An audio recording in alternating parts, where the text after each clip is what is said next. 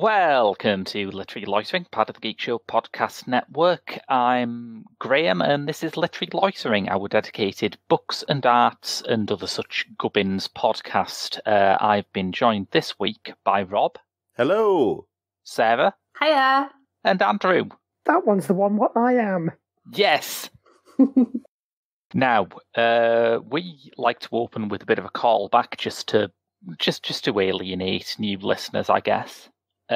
This is a callback to a previous story we had about a statue. I think we all remember a very special statue of Melania Trump in her home country of Slovenia. Even now, songs are being written about it. Yes. I do take issue with your use of the words special, statue, and Melania Trump. Because I'm not sure it was any of those things. But we do remember, of course, that it had its arm raised in a... I think we decided it was an ambiguous gesture. Yeah, yes, it's not like anything to do with World War II or anything. Well, I thought it was more like Fight the Power.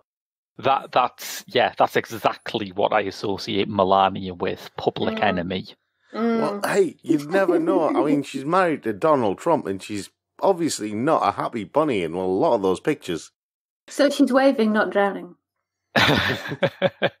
Yes, it's possible that Republicans do like that song, but only because they've misheard it as Fight the Poor. Well, in news that will surely delight all Slovenians, they've got a second Donald Trump-themed statue. 2? Whatever next? 3? 3, that would be the logical place to go. What is the magic number? We're all in our late 80s hip-hop this week, aren't we? It is a 26-foot-high statue by Thomas Schlegel, who has described it as a new take on the Statue of Liberty. It is a distinctly Trumpian figure raising its arm, which opens to show a maw full of serrated teeth. Schlegel says, like all populists, the statue has 2 faces. One is humane and nice. The other is that of a vampire. It has Sorry. Yes, so far so accurate real life. Yes, carry on. It has a temporary permit to be there until October 31st, so it won't be the only thing crashing out of Europe at that time. Some villagers have had some extremely poorly translated by ITV News objections to it. I mean, I'm assuming, because this is serious Babelfish stuff. Yeah. I thought it would be a sculpture. One statue, says Stain Stupa, who owns land where it stands. But now this huge thing has grown, and everyone tells me it's a provocation.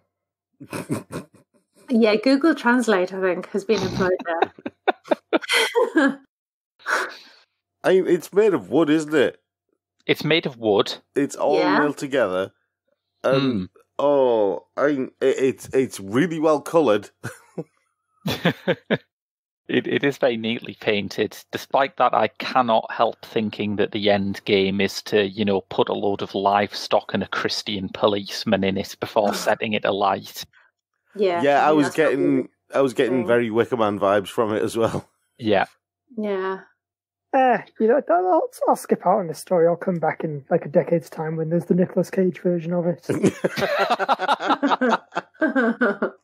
Yes. Well, I mean, we've had a laugh, but it's not the most ridiculous piece of Trump-adjacent art we have this week. Excellent use of the term Trump-adjacent. Yes. I say that because this may be adjacent Trump in the worst possible way. The sculpture America by Maurizio Cattelan has arrived in Blenheim Palace in the UK from the Guggenheim Museum in New York. What is America, I hear you ask? Yes. What is America? Only there was some kind of What is it? hip-hop tune that could tell us.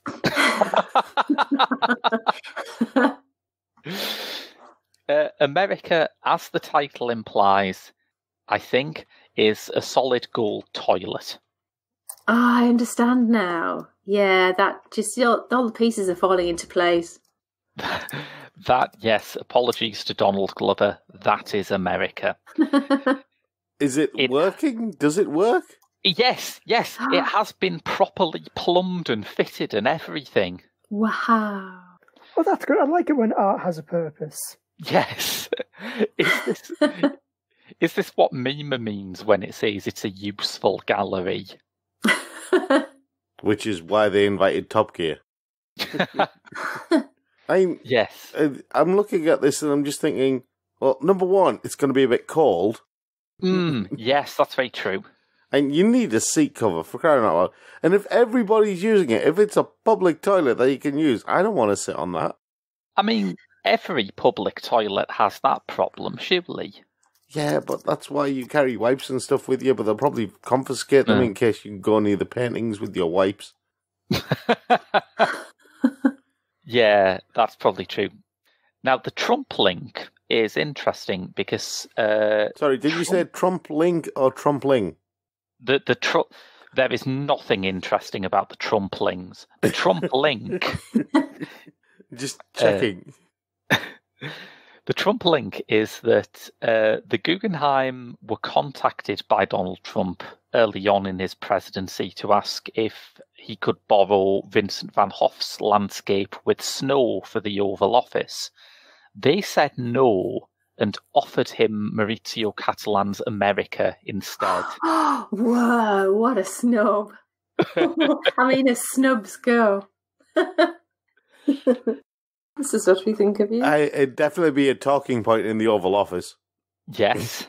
And I mean, he'll probably, to be fair, he'll have already installed just a regular loo behind his desk. Well, how do you know that the chair he sits on doesn't already have that functionality built in? Yeah. And we have seen it already in The Simpsons, so it must be true. Yes. It wouldn't surprise me at all. I mean, it's based on the assumption that Donald Trump does not already have a golden toilet, which...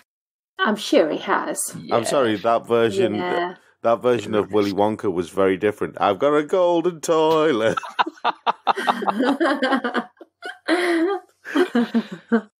And he does look like... I mean, it's appropriate because he is an Oompa Loompa. Yes.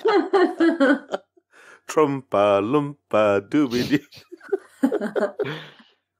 The big question, I think, that's on all of our lips is asked in this Guardian interview with Cattelan by Alex Needham, who says... Would Trump use a golden toilet? Yes. Absolutely. Yes. I mean, we can all answer this. Cattelan disappointingly replies with, I couldn't say for sure. It would probably depend on his urgency. Given the fact that we know he eats cheeseburgers before going to bed, I would guess it's very urgent. Well, we can only pray for an Elvis death. 4 Yes, a.m. I Elvis too death. hope that Donald Trump is abducted by aliens. Oh, wow. Oh, that, no. Because I went to Probe, then Jackhammer. Yes, as the timeless documentary Men in Black informed us in 1997, Elvis isn't dead, he just went home. So we've got a triple bill of sculpture stories opening up the show this week. Yeah, we're all about the sculptures this week. It's been a good week. I think in future we'll look back on this as a golden age of sculpture.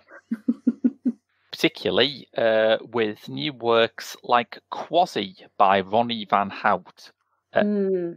It's been installed in the centre of Wellington, New Zealand, and has drawn reactions including, does anyone know what the heck this is?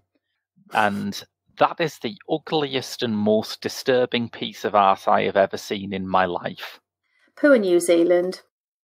Oh, yeah, this is that one, isn't it? It's that one, yeah. Have we all seen this? Do we have this in the Facebook chat? Yes. We do, yes. I'll just drop another link in just so you can find it easy. Oh, good. I do like having things easy. So it's basically a giant hand with a face on the back of the hand. Yes. And the hand is standing up on the two first fingers. Yeah. Like as if they're legs. Mm. Okay. I don't know. I mean, I think it would look better in Slovenia. Yeah, that is exactly the thing that Sarah described. It's a bizarre thing, isn't it? That's just not one of the villains from the Spy Kids movie. That's almost certainly what inspired him. Spy Kids is massive in New Zealand, probably. I mean, maybe we've just done too many Trump stories in a row, but is it just me, or does the face look a bit Donald-esque? I think it's because it's just like a slab of ill-defined, flabby flesh. Are you saying Quasi is only like the first half of his name? His full name should be Quasi Trumpo. Where is the golden toilet? Is that still in the Guggenheim? No, that's come over to Britain now. Oh, okay. Another sculpture that's not in Slovenia. It's not in Slovenia, no. I just had to rearrange things in my mind now. Oh my god! What Andrew was, who was it who said he looks a bit like Trump? Andrew, was it? If you look at it from I think it was Graham who had the initial point. Oh, yeah. Right. If you look at it from a certain angle, I found a picture of it from looking at it from slightly up, as if the camera's down on the bottom left, right, looking upwards, and it does look like Trump from this angle, with the pouchy eyes and the thin lips and the hair. My God, the hair. The only thing I think that makes it look very unlike Trump is that it's a massive hand. Yeah, and as we know about Donald. Maybe he's saying, I know my face like the back of my hand. Maybe. Because my face is literally on the back of my hand. Yeah. Whatever it means, it'll be terrorising the people of Wellington for 3 years. See, I'm looking at the pose. I'm looking at the pose of this, and all I'm thinking is, do you know what it's missing? Is a superhero costume. Handyman. Yeah. I think the weird thing for me is that the addition of the face really makes me realise that that's a naked hand. obviously, most hands are. Like, everyone's got a face, it feels wrong. Like it should be wearing clothes. I mean, I'm worried about that third finger now. It comes out the back of it like a tail or something. Like a balancing tail, like a small predatory dinosaur. Or a predatory kangaroo. Or a predatory Trump. Hey, that just sounds like someone maliciously farting in the elevator. Yes, well, now we've grossed ourselves out with that. Do you remember that story from a couple of weeks back about people hiding children's books for other children to find? Yeah, it was in Dorset, was it? Yes. It was a lovely story, wasn't it? Cute. Please say it went horribly wrong. Oh, I bet it did. There's always a dark side. Your wish has been granted. Hooray! Yes, it has spread since that story all over the country, and mostly has been a lot of fun for kids. Mostly. But in Lincolnshire, the locals have... I don't know what it is with Lincolnshire. It's always seemed like a nice place, but there's something dark going on there by the looks of this. I was about to say, it's always Lincolnshire for some reason. Maybe. It's Lincolnshire just the plot of Hot Fuzz. In Boston, Lincolnshire, one find a book has been apparently deliberately burned. And in Navanby, a parent had to confiscate one of the discovered books from her child after she found naked pictures of men and women pasted into it. And was someone reenacting bush porn? Yeah. Yeah, it's that, isn't it? It's an artistic installation, actually. Yes. We're helping children go through vital rites of passage that we all went through, but future generations may never enjoy. Unless we reach that point where people are just ditching laptops instead of magazines. Well, maybe, yeah. Okay, I was going to say, yes, the one thing kids of today are definitely struggling with is easy accessibility to pornography. But that's the point. It's not easy. It's bloody difficult. You have to reach right into a hawthorn bush or something. We need to teach kids self-reliance, and I'm pretty sure this is the best way. Oh, can you imagine if that was something you had to do if you wanted to watch porn on the internet? Was you have a contraption you have to stick your arm through all the thorns? That was Theresa May's age verification plan. That's what it was going to be. Well, there's a subset of Catholicism that's just rubbing its hands right now, isn't there? Oh, yeah. The mother who found the book, who was remained anonymous, has said it was fairly shocking, but luckily I noticed it before my daughter saw it. It was a folded bit of newspaper with adult men and women either wearing nothing or very little.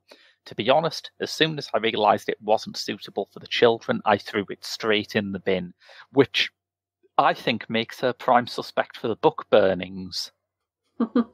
Was it? There's a picture of Sleeping Beauty here. Was that the book in question? That was apparently the book in question, yes. Oh, gosh. So not only did you have to encounter those pictures, you also had to wade through several pages of trite nonsense. Yes. I mean, Sleeping Beauty doesn't promote great attitudes towards gender relations. And if anything, or consent, really. No. If anything, this improved it. I mean, at least the naked pictures were, had some sort of gender equality. Maybe it was somebody's protest against the patriarchy. Maybe, yeah. That's what I'm going with. Definitely, that's it. It reminds me a bit of that time in the 90s when the Bible Belt had apparently only just got access to VHSs, and they were boycotting Disney because they said if you paused all of their movies, they had disturbing subliminal messages. Does that include, like, The Fox and the Hound? Was the disturbing message just like, we can't do pause very well yet? The disturbing message was, if you give it about 20 years, we'll own basically every franchise. Yeah. Which brings us on surprisingly neatly to our next story. And normally I'd say it's far too early for 2000s nostalgia, but I don't know, this kind of gave me remember those happy days of 9/11 and the anthrax scare? A Catholic school in Nashville, Tennessee has banned the Harry Potter series because a reverend at the school claims that they can be used to conjure evil spirits when read out loud. Wow. Talk about Throwback Thursday. I know. So I predict a surge in sales. they can be used to conjure evil spirits. Spirits when read out loud. Yeah. Oh my God! all those parents reading to their children? Apparently, the leading necromancer in the world right now is Stephen Fry on Audible.com. God, I wish that's true. So I guess that's not J.K. Rowling's real appearances, but she has to, in private, behind closed doors, it sort of all turns into Roald Dahl the Witches, and she has to pull off her face mask. Yes, that's definitely the case. Right, I get it now. Hmm? The evil demon that we conjured up through reading aloud Harry Potter is J.K. Rowling's Twitter account.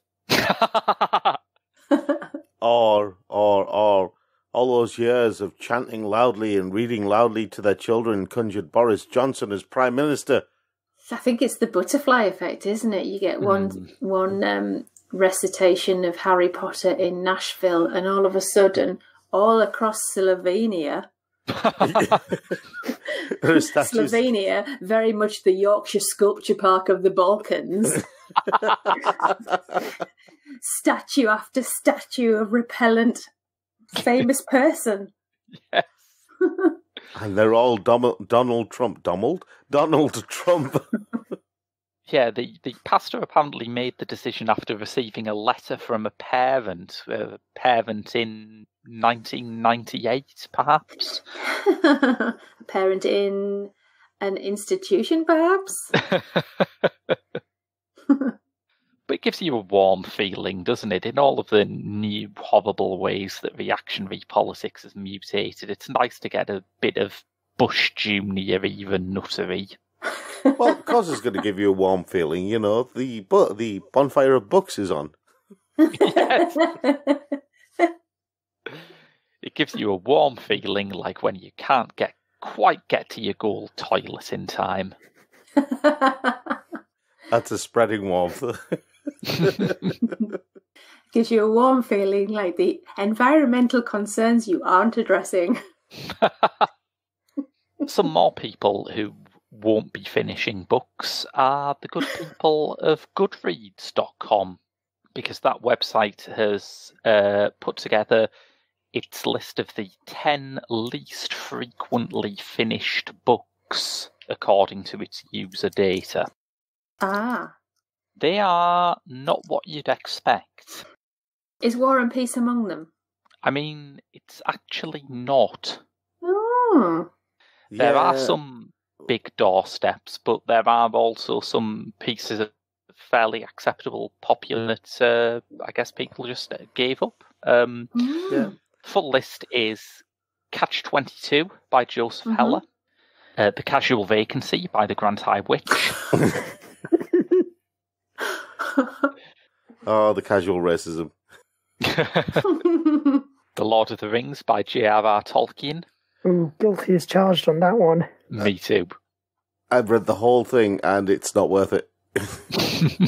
Well, I didn't bother even starting, so... Oh, you've got us all beat then. Yeah. There's 50 Shades of Grey by E.L. Wisty. Guilty as charged. Guilty as charged on that one. Why did you start it? No, I got told it was a great book by a friend of mine. Who told you that? Some monster. Yeah, he fooled me because I didn't know anything about it. I mean, I read 2 pages. My limit of actually ditching a book is like half a page. I managed 2 pages of 50 Shades of Grey. I managed 5 pages of Twilight and then left it on a bus. Which I think qualifies as terrorism. Was it the night bus? No. A more, I think, customary book to have trouble finishing, Ulysses by James Joyce. Oh, fair play. Yeah, me too. Takes place in a day, takes a bit longer to read. A day on Mars or something. Is it the Doctor Who of books? Maybe, yeah. Moby Dick by Herman Melville. All right. Which, you know, I like, but if you want to skip over the bits of very technical whaling detail, it's fine. Yeah. I thought that would be like a rip-roaring adventure and people would want to finish it, but I guess they'd just spend too long with various sailors hanging around talking about their harpoons. And basically, yes, that is all of Moby Dick. Yeah. Just one long book about comparing harpoons and harpoon envy. Oh, what? You thought the innuendo of the name of the giant white whale was an accident?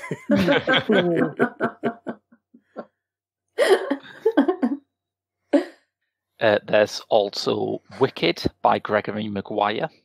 That one I'm a bit surprised by.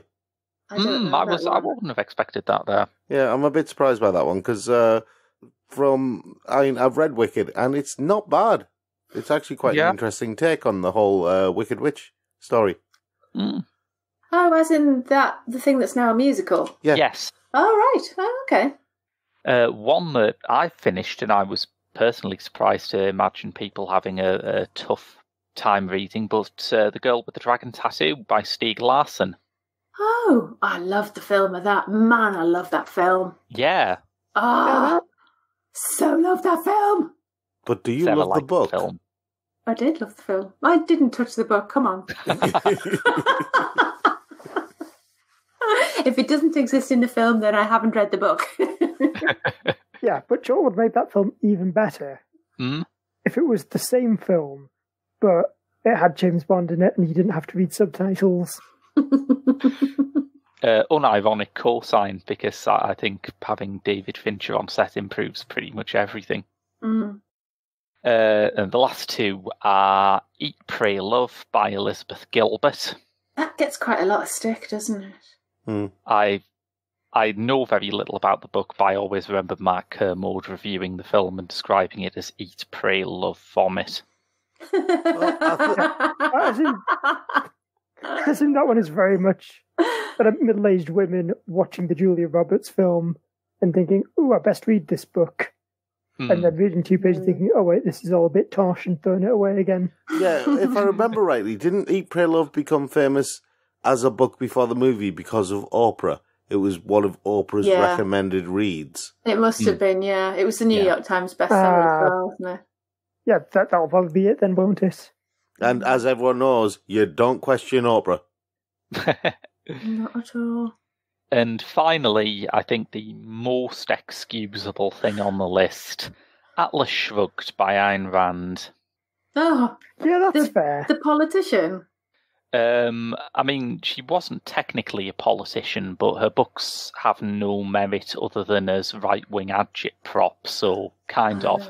Yeah. Oh, I thought I've heard the name in conjunction with like Alan Greenspan and things like that. The American politics, yeah. Yeah. Apparently, one character's speech took Rand 2 years to create, which is a coincidence as it took 2 years to read.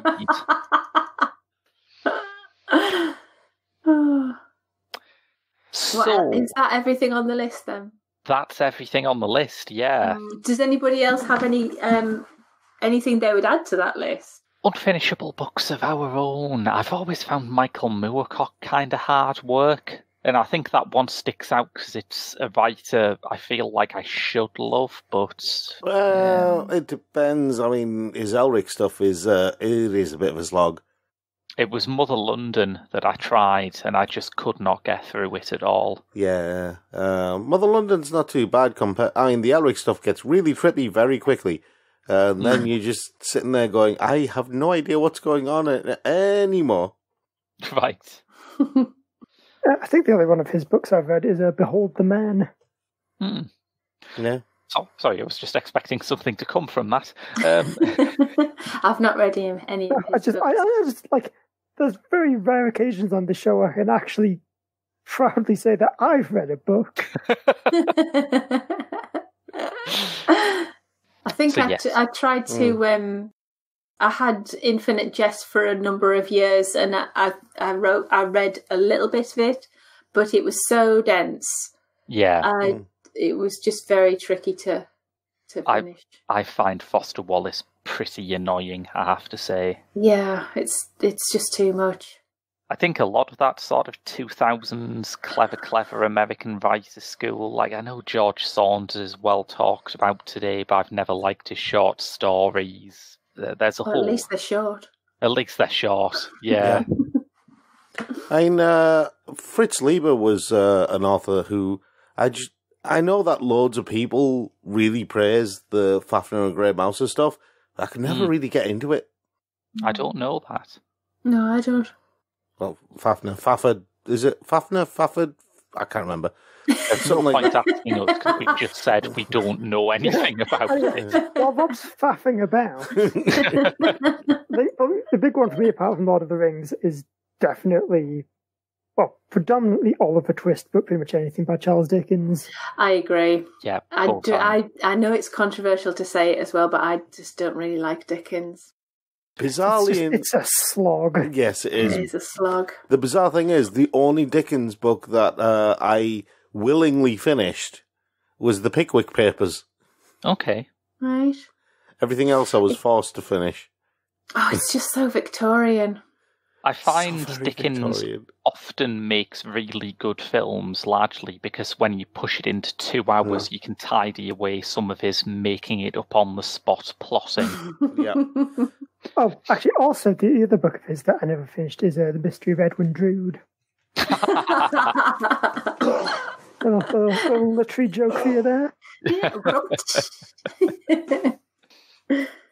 So to round out, before we have a quiz. Quiz! Yay, quiz! So Yes. Here is a book that I imagine a lot of people will not be reading as well. Jan Moy, the French author who, I think it was last year, was it? No, yes, I know that name. The sexist guy. Yeah. It was actually January. It's just that this year feels like it's been going on forever. But he had a very embarrassing interview in Marie Claire where he said it was not possible to love a woman his own age, 50. That's it. I remember that. That's the guy. What was that? That was my sharp intake of breath and sucking of teeth. Now, I know what you're worried about, Andrew. You're thinking, that's not enough of a clanger to drop. I hope he said something really dumb, preferably something that makes this racist as well as just sexist. Well, you're in luck. Oh, fabulous. He said that as well as not being attracted to women who were his age or older, he said that he was only attracted to Asian women because, and I quote, they offer an extraordinary link with another cosmos. Okay. Where does he think Asian women are from? Yeah, I mean, the xenophobia and then flipping heck. He does not accept China, Japan et al. As being on the same planet. Terrestrial, obviously, yeah. Somewhere off-world. I mean, Anyways, I think there's just sometimes you don't. If you're in the soup, you just gotta go for it. You can't dig up, you may as well dig down. So following that, he got a lot of 50-something women sending him photos of their bodies, which I think is great because this guy almost certainly sends dick pics on OkCupid. But after that, he fell out of the public eye for a bit until recently it seemed like he'd redeemed himself. He'd written an autobiographical novel called Orleans, and the Francis Top Literary Award, the Goncourt Prize, had shortlisted it. Everything's coming up Jan Moy, right? Right? Wow. Yeah. Then L'Express uncovered a series of anti-Semitic writings that he made for a student magazine. And his brother, who Orleans is partly about, came forward with a pretty remarkable a bit of a correction to the novel. And I know, it's art, it doesn't have to be 100% true, but I think this changes the meaning of Orleans a bit. That Jan Moik had written about his brother receiving vicious beatings from their father, to which his brother Alexander said, "No, Jan, I'm pretty sure that was you. You did that to me." Wow. Oh, good Lord. So, I mean, it feels like a bit of a collision of really horrible things, but fortunately people in the media can always bring the subject back round to people being mean to us on Twitter. And the Goncourt Academy have said they were not willing to shortlist the book now because inevitably we will be accused across social media of promoting anti-Semitism via an anti-Semite. That's it, guys. It's all about you. You damn liberal snowflakes thinking we're promoting anti-Semitism just because we like this anti-Semite. Demonstrably are. Yes, Alexandra Moix's piece in Le Parisien says, in his life, my brother has only two obsessions, to win the Prix Goncourt and to annihilate me. So, I think in light of this, the former ambition has gone out of the window, and the latter ambition, I'm pretty sure he'll be even more eager to do. Yeah. His main hope is probably just that Jan Moy has set his sights on doing it in that specific order. So I'd say let's lighten it up, but honestly, I enjoy watching awful people face plant like that. Let's keep it light. Rob, I believe you have a quiz for us. Yes, I do. Superb. Yes, I do. So, Hooray. this one is kind of an extension of the quiz that Graham did a while ago of working titles of famous books. I thought, Oh, cool. let's continue on, but let's make it slightly bigger, a bit more meaty. Okay, I get what you're saying. Is we each take a revolver, put a single bullet in it, in the chamber. Every time we get a question wrong, we've got to hold it to our temples and pull the trigger. Oh, no. Man, and this for the one where I'm not the quiz master for once. Yep. Well, okay, so shall we crack on? Yes. Aye. Okay. Private Fleming, his various battles. Ooh. Fleming is very... James Bond? No. Oh. So this is the working title for a book. This is the working title for a book. Yes. Do we get any kind of hint? Something to do with war, I suppose. Private Fleming. So no, we don't. Useful hint there. I'll say Parade's End. Fleming. Anyone else taking a guess? War book. All Quiet on the Western Front. Nope. Was that a book? I think that was a book. Yes. Atonement. Sorry? Atonement? I'll say Atonement. No. The Red Badge of Courage by Stephen Crane. Okay, so we started off with a good mutual failure there. Okay. Before this anger. No punctuation in that. Before this anger. No punctuation in it. Okay. Atonement. No. Do you want a clue on this one? This one might be tricky. Do you want a clue? Okay. Okay. Wait, do I get to have a second guess then? Yes, you can have a second guess. Okay. The tagline for this book is The Saga of an American Family. Oh, Before this anger, the saga. what you call it? Margaret Mitchell's. What you call it? Little House on the Prairie. Tomorrow is another day. Gone with the Wind. Gone with the Wind. I'll say The Magnificent Ambersons. Nope. What was your guess, Andrew? Which one? Little House on the Prairie. Oh, no. Sorry. It's Roots by Alex Hatley. Oh, really? Yep. Yes. Mm. The House of the Fair. Of the what? The House of the Fair. FAE? Faith. The House of the Faith. Yep. Sorry, was I not saying the th at the end of it? Yeah, sorry, I kept heaving It'll Fae. just fizzled out. Yeah. The House of the Faith. Any hints? Yeah, you can have some hints, I suppose. Spit it out, man. All right. It's Sacred and Profane Memories. The House of the Faith, Sacred and... The Exorcist? I mean, I was going to go with the Amityville Horror, so... Oh, no, it's nothing to do with horror, and it was published in 1945. Oh. Okay, but apart from that, I'm pretty confident in the guess. See, I'm saying it's... Something religious and it's at the end of the war. Is it Japanese or...? Well, the time period is 1920s to 1940s. Okay. And it's about the life and romances of the protagonist, whose name is technically part of the title, and this is the Sacred and Profane Memories of the protagonist. God, this is only making it much harder. Is it Irish? No, it's English. English Catholic. The Sacred and Profane Memories of Adrian Mole, aged 13. Shall I just tell you? Yeah, you might as well just tell us. Brideshead Revisited, The Sacred and Profane Memories of Captain Charles Ryder. What's it got to do with religion? Well, he's English Catholic in the book, isn't he?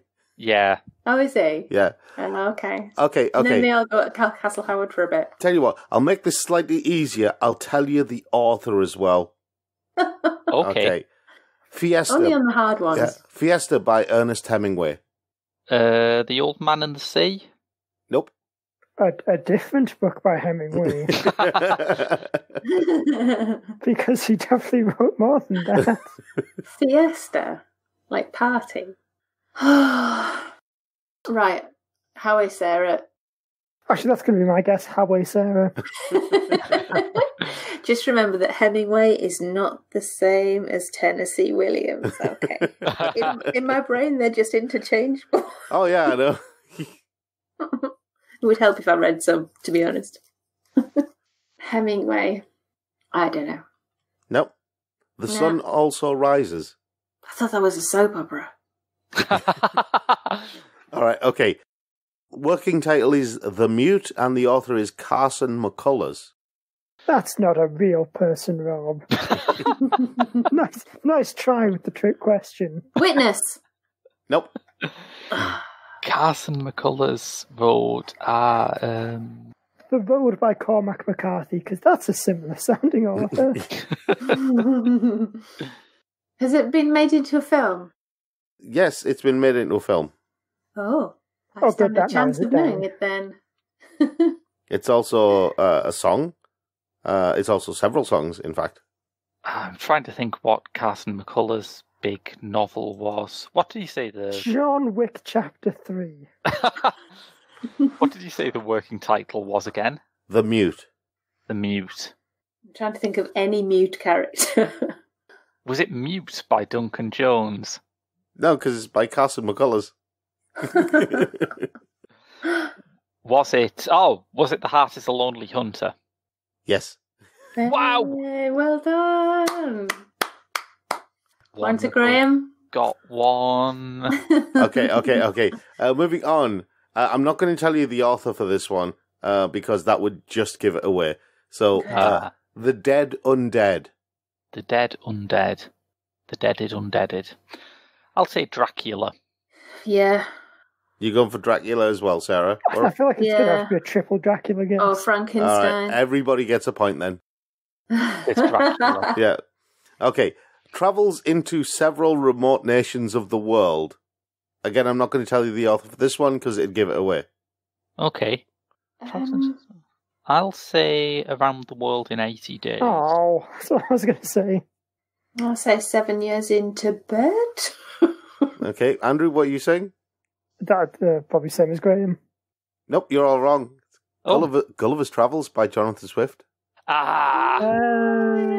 Yes. Oh, well. Okay. Could be any travel book. Again, just the title, not the author, because, again, it'd give it away. The Sea Cook. Is it by Rick Stein? No. Is it Moby Dick? Nope. The Rime of the Ancient Mariner. Sorry, what was that, Andrew? Rime of the Ancient Mariner? No. Yeah. What did you say, Sarah? Treasure Island. Well done. Oh. Wild stab in the dark. Okay. I'm going to give you two different working titles for this one. I'm not going to tell you who the author is.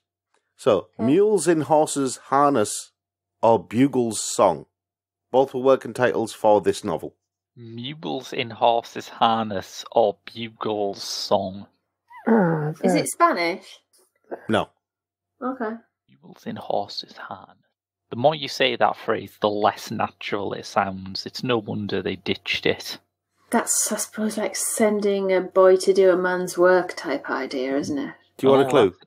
Yeah, okay. Yeah. American Civil War. Right.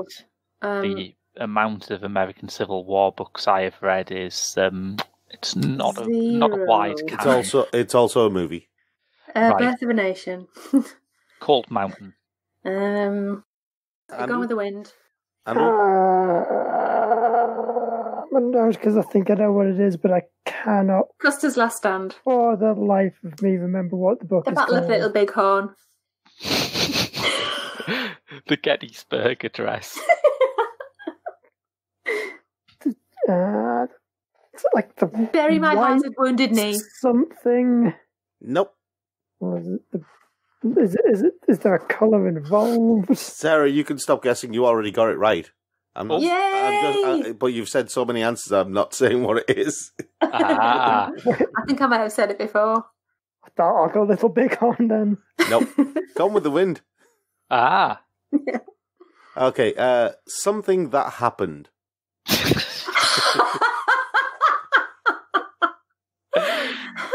Well, that's as broad a clue as you can possibly get. I'll give you the author for this one because the title is just ridiculously vague. No, I think I was thinking of the Red Badge of Courage. That thing that we've already said. I'll give you the author. This is by John Steinbeck. Oh, right. The Grapes of Wrath. Yeah, that's a book that John Steinbeck did. Something. As well as many others that I know. I'll say Of Mice and Men. Well done, Graham. Oh, That's right. That's his other very famous book that he did. I remembered that because I've read that book and things did happen. Yes. Me too, and I noticed that things happened in that book. It's the vaguest working title of all. Okay, Mistress Mary. Okay. The Da Vinci Code.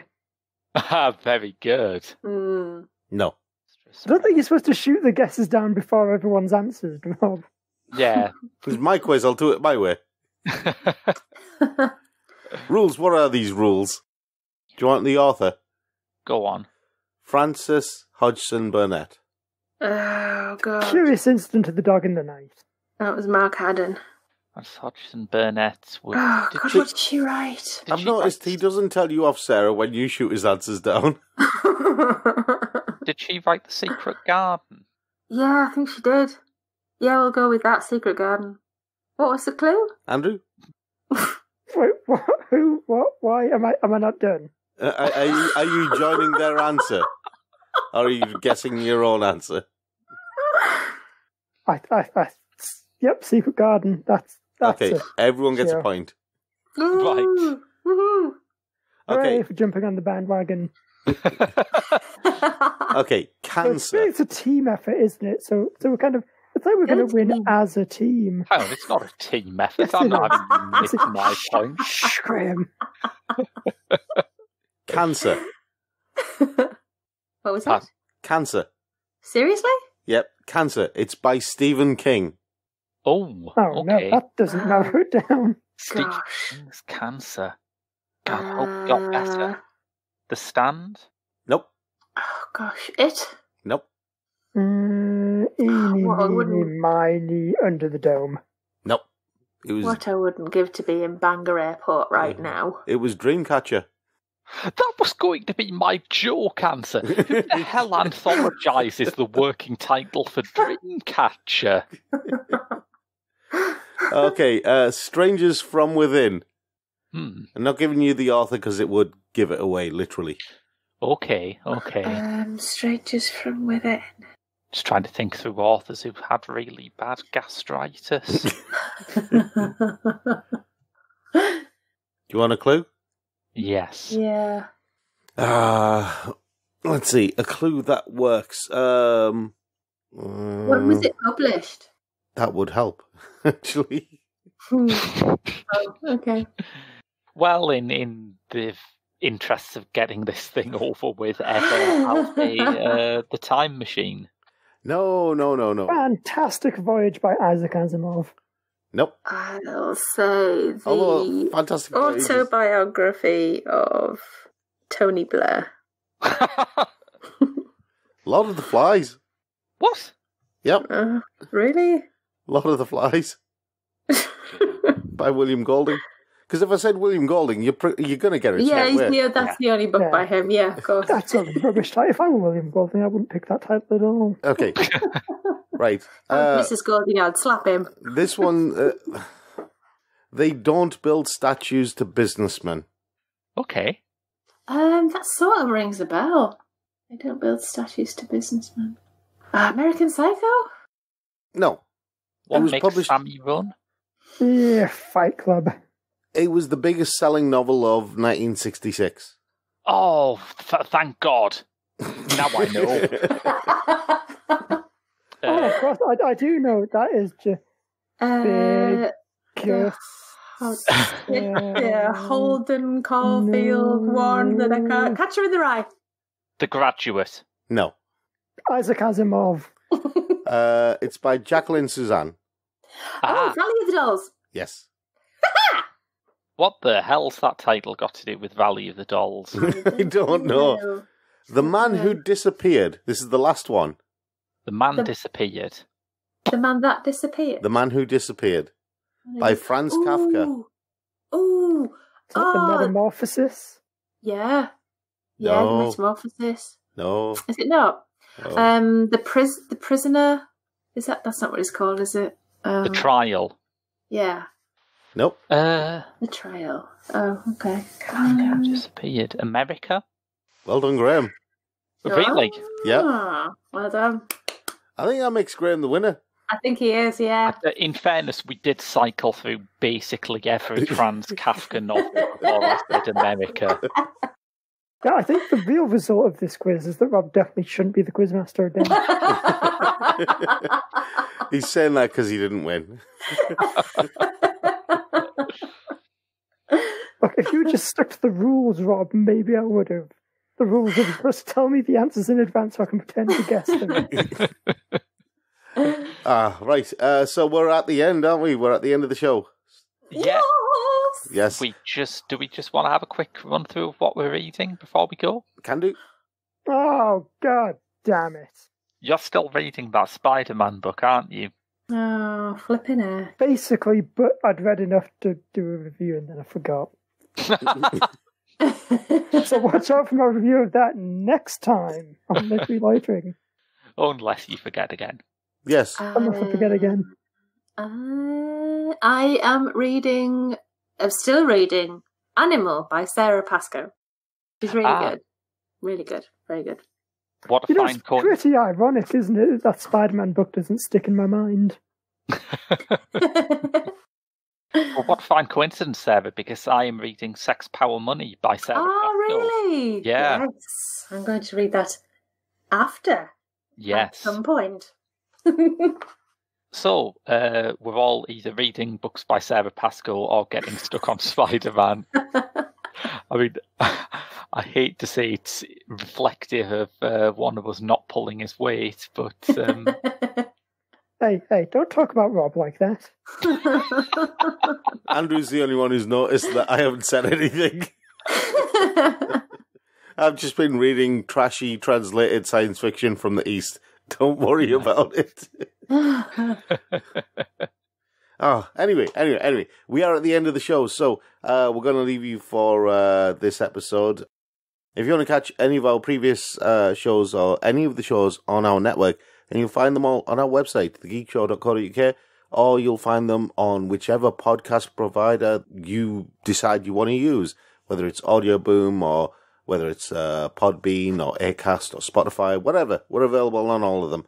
And if you head to our website, you'll also find our Patreon. You'll find reviews of movies and video games and all sorts of other stuff like that. Until next time, I've been Rob. I've been Sarah.